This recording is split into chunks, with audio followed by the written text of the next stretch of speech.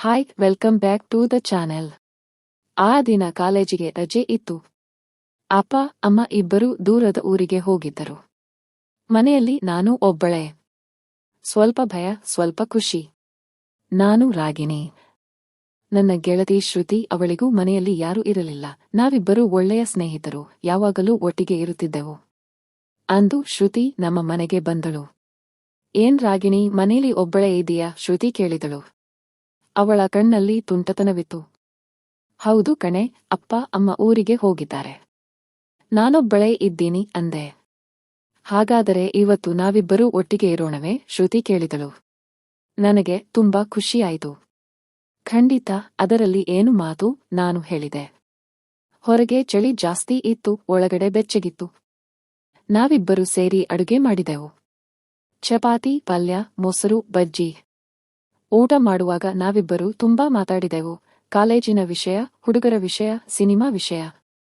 ಊಟ ಆದಮೇಲೆ ನಾವಿಬ್ಬರೂ ಹಾಡು ಕೇಳುತ್ತಾ ಕುಳಿತೆವು.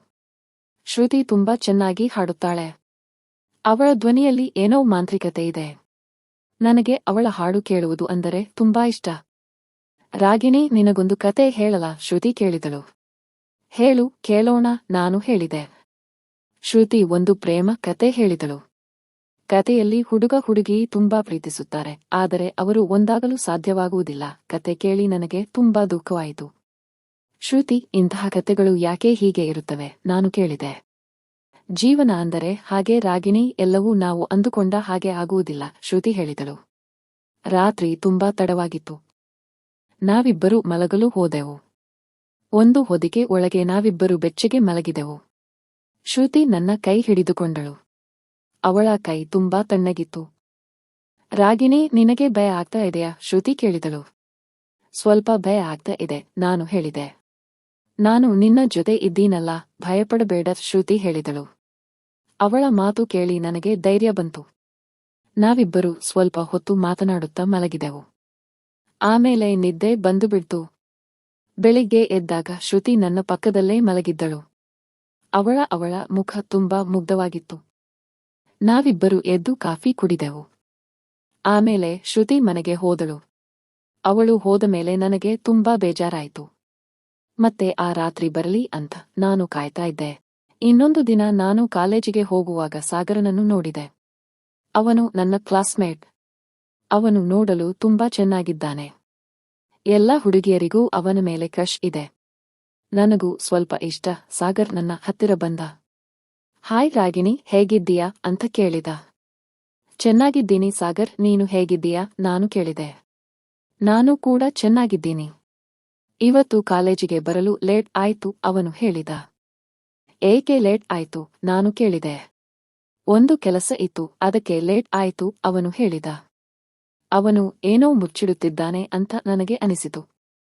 ನಾವಿಬ್ಬರೂ ಕ್ಲಾಸಿಗೆ ಹೋದೆವು. ಕ್ಲಾಸಿನಲ್ಲಿ ನಾವಿಬ್ಬರೂ ಪಕ್ಕಪಕ್ಕದಲ್ಲಿ ಕುಳಿತೆವು. ಸಾಗರ್ ನನ್ನ ಕಡೆ ನೋಡುತ್ತಾ ನಕ್ಕ. ನನಗೂ ನಾಚಿಕೆ ಆಯಿತು. ಕ್ಲಾಸ್ ಮುಗಿದ ಮೇಲೆ ನಾವಿಬ್ಬರೂ ಕ್ಯಾಂಟೀನ್ಗೆ ಹೋದೆವು. ಅಲ್ಲಿ ನಾವು ಚಹಾ ಕುಡಿದೆವು. ಸಾಗರ್ ನನ್ನ ಬಗ್ಗೆ ತುಂಬಾ ಮಾತಾಡಿದ. ನನಗೆ ತುಂಬಾ ಖುಷಿಯಾಯಿತು. ರಾಗಿಣಿ, ನೀನು ನೋಡಲು ತುಂಬಾ ಚೆನ್ನಾಗಿದ್ದೀಯಾ? ಸಾಗರ್ ಹೇಳಿದ. ನನಗೆ ನಾಚಿಕೆ ಆಯಿತು. ಸುಮ್ಮನೆ ತಮಾಷೆ ಮಾಡಬೇಡ ಸಾಗರ್, ನಾನು ಹೇಳಿದೆ. ನಾನು ನಿಜ ಹೇಳುತ್ತೇನೆ ರಾಗಿಣಿ, ನನಗೆ ನೀನು ತುಂಬಾ ಇಷ್ಟ, ಸಾಗರ್ ಹೇಳಿದ.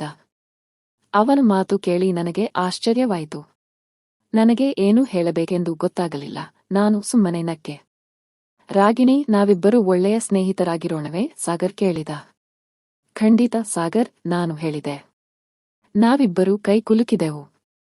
ಅಂದಿನಿಂದ ನಾವಿಬ್ಬರೂ ಒಳ್ಳೆಯ ಸ್ನೇಹಿತರಾದೆವು. ಪ್ರತಿದಿನ ನಾವಿಬ್ಬರೂ ಒಟ್ಟಿಗೆ ಕಾಲೇಜಿಗೆ ಹೋಗುತ್ತಿದ್ದೆವು, ಒಟ್ಟಿಗೆ ಊಟ ಮಾಡುತ್ತಿದ್ದೆವು, ಒಟ್ಟಿಗೆ ಓದುತ್ತಿದ್ದೆವು.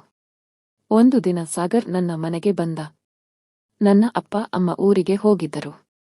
ಮನೆಯಲ್ಲಿ ನಾನು ಒಬ್ಬಳೇ ಇದ್ದೆ. ರಾಗಿಣಿ, ನಾನಿಂದು ನಿನ್ನ ಜೊತೆ ಇರಬಹುದೇ? ಸಾಗರ್ ಕೇಳಿದ. ನನಗೆ ಏನು ಹೇಳಬೇಕೆಂದು ಗೊತ್ತಾಗಲಿಲ್ಲ. ನಾನು ಸ್ವಲ್ಪ ಯೋಚಿಸಿದೆ. ಆಮೇಲೆ ಸರಿಯೇ ಅಂದೆ. ಸಾಗರ್ ನನ್ನ ಜೊತೆ ಮನೆಯೊಳಗೆ ಬಂದ. ನಾವಿಬ್ಬರೂ ಸ್ವಲ್ಪ ಹೊತ್ತು ಮಾತಾಡಿದೆವು. ಆಮೇಲೆ ಸಾಗರ್ ನನ್ನ ಹತ್ತಿರ ಬಂದ. ರಾಗಿಣಿ, ನಾನು ನಿನ್ನನ್ನು ಪ್ರೀತಿಸುತ್ತೇನೆ, ಸಾಗರ್ ಹೇಳಿದ. ನಾನು ಅವನನ್ನು ತಬ್ಬಿಕೊಂಡೆ. ನನಗೂ ಅವನನ್ನು ತುಂಬಾ ಇಷ್ಟಪಟ್ಟಿದ್ದೆ. ಆ ರಾತ್ರಿ ನಾವಿಬ್ಬರೂ ಒಟ್ಟಿಗೆ ಕಳೆದವು. ಅದು ನನ್ನ ಜೀವನದ ಅತ್ಯಂತ ಸುಂದರವಾದ ರಾತ್ರಿ. ಬೆಳಿಗ್ಗೆ ಎದ್ದಾಗ ನಾನು ಸಾಗರನನ್ನು ನೋಡಿದೆ. ಅವನು ನನ್ನ ಪಕ್ಕದಲ್ಲಿ ಮಲಗಿದ್ದ. ಅವನ ಮುಖ ತುಂಬಾ ಶಾಂತವಾಗಿತ್ತು. ಅವನನ್ನು ನೋಡಿದರೆ ನನಗೆ ತುಂಬಾ ಪ್ರೀತಿಯಾಯಿತು. ನಾನು ಎದ್ದು ಕಾಫಿ ಮಾಡಿದೆ. ಸಾಗರ್ ಕೂಡ ಎದ್ದ. ನಾವಿಬ್ಬರೂ ಒಟ್ಟಿಗೆ ಕಾಫಿ ಕುಡಿದೆವು. ರಾಗಿಣಿ, ನಾನು ನಿನ್ನನ್ನು ಯಾವತ್ತೂ ಬಿಟ್ಟುಕೊಡುವುದಿಲ್ಲ, ಸಾಗರ್ ಹೇಳಿದ. ನಾನು ಕೂಡ ನಿನ್ನನ್ನು ಯಾವತ್ತೂ ಬಿಟ್ಟುಕೊಡುವುದಿಲ್ಲ, ಸಾಗರ್, ನಾನು ಹೇಳಿದೆ. ನಾವಿಬ್ಬರೂ ಒಬ್ಬರಿಗೊಬ್ಬರು ಪ್ರಾಮಿಸ್ ಮಾಡಿಕೊಂಡೆವು. ಆದರೆ ನಮಗೆ ಒಂದು ಭಯವಿತ್ತು, ನಮ್ಮ ಪ್ರೀತಿಯ ಬಗ್ಗೆ ಅಪ್ಪ ಅಮ್ಮನಿಗೆ ಗೊತ್ತಾದರೆ ಏನಾಗುತ್ತೋ ಎಂದು. ನಮ್ಮ ಪ್ರೀತಿಯನ್ನು ಯಾರಿಗೂ ಹೇಳಬಾರದು ಎಂದು ನಿರ್ಧರಿಸಿದೆವು. ಅದು ಒಂದು ರಹಸ್ಯವಾಗಿ ಉಳಿಯಬೇಕು. ಕಾಲೇಜಿನಲ್ಲಿ ನಾವಿಬ್ಬರೂ ನಾರ್ಮಲ್ ಆಗಿ ಇರುತ್ತಿದ್ದೆವು. ಯಾರಿಗೂ ಅನುಮಾನ ಬರಬಾರದೆಂದು ಜಾಗರೂಕರಾಗಿದ್ದೆವು. ಆದರೆ ನಮ್ಮ ಕಣ್ಣುಗಳು ಮಾತ್ರ ಎಲ್ಲವನ್ನೂ ಹೇಳುತ್ತಿದ್ದವು. ಒಂದು ದಿನ ಶ್ರುತಿ ನನ್ನನ್ನು ಭೇಟಿಯಾದಳು. ರಾಗಿಣಿ, ಏನು ಸರಿ ಇಲ್ಲ ಅಂತ ಅನಿಸುತ್ತಿದೆ. ನೀನು ಸಾಗರ್ ಜೊತೆ ತುಂಬಾ ಕ್ಲೋಸ್ ಆಗಿದ್ದೀಯ ಅಲ್ವಾ ಅಂತ ಕೇಳಿದಳು. ನನಗೆ ಏನು ಹೇಳಬೇಕೆಂದು ಗೊತ್ತಾಗಲಿಲ್ಲ. ನಾನು ಸುಮ್ಮನೆ ತಲೆ ಅಲ್ಲಾಡಿಸಿದೆ. ರಾಗಿಣಿ, ನೀನು ಏನನ್ನು ಮುಚ್ಚಿಡುತ್ತಿದ್ದೀಯಾ? ನನಗೆ ಹೇಳು, ಶ್ರುತಿ ಕೇಳಿದಳು.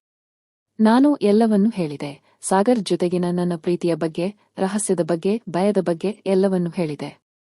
ಶ್ರುತಿ ನನ್ನ ಮಾತನ್ನು ಕೇಳಿ ಶಾಕ್ ಆದಳು. ರಾಗಿಣಿ, ಇದು ತಪ್ಪು. ನೀನು ಅಪ್ಪ ಅಮ್ಮನಿಗೆ ಹೇಳಬೇಕು ಅಂದಳು. ಇಲ್ಲ ಶ್ರುತಿ, ಅವರು ಒಪ್ಪಿಕೊಳ್ಳುವುದಿಲ್ಲ, ನಮ್ಮ ಪ್ರೀತಿಯನ್ನು ಅರ್ಥ ಮಾಡಿಕೊಳ್ಳುವುದಿಲ್ಲ, ನಾನು ಹೇಳಿದೆ.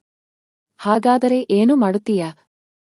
ಹೀಗೆ ರಹಸ್ಯವಾಗಿ ಪ್ರೀತಿ ಮಾಡುತ್ತೀಯಾ? ಶ್ರುತಿ ಕೇಳಿದಳು. ನನಗೆ ಏನು ಮಾಡಬೇಕೆಂದು ಗೊತ್ತಾಗಲಿಲ್ಲ. ನಾನು ಕನ್ಫ್ಯೂಸ್ ಆಗಿದ್ದೆ. ಒಂದು ದಿನ ಸಾಗರ್ ನನ್ನನ್ನು ಒಂದು ಪಾರ್ಟಿಗೆ ಕರೆದೊಯ್ದ. ಅಲ್ಲಿ ನಾವಿಬ್ಬರೂ ತುಂಬಾ ಡ್ಯಾನ್ಸ್ ಮಾಡಿದೆವು, ತುಂಬಾ ಮಜಾ ಮಾಡಿದೆವು. ಆ ಪಾರ್ಟಿಯಲ್ಲಿ ಸಾಗರ್ ನನ್ನನ್ನು ಪ್ರಪೋಸ್ ಮಾಡಿದ ಎಲ್ಲರೆದುರು. ರಾಗಿಣಿ, ನಾನು ನಿನ್ನನ್ನು ಮದುವೆಯಾಗಲು ಇಷ್ಟಪಡುತ್ತೇನೆ ಅಂದ. ನನಗೆ ಆಶ್ಚರ್ಯವಾಯಿತು. ನಾನು ಖುಷಿಯಿಂದ ಒಪ್ಪಿಕೊಂಡೆ. ಎಲ್ಲರೂ ನಮಗೆ ಚಪ್ಪಾಳೆ ತಟ್ಟಿದರು. ನಾವಿಬ್ಬರೂ ತುಂಬಾ ಸಂತೋಷವಾಗಿದ್ದೆವು. ಆದರೆ ಆ ಸಂತೋಷ ಹೆಚ್ಚು ಕಾಲ ಉಳಿಯಲಿಲ್ಲ. ಮರುದಿನ ನನ್ನ ಅಪ್ಪ ಅಮ್ಮ ಊರಿಂದ ಬಂದರು.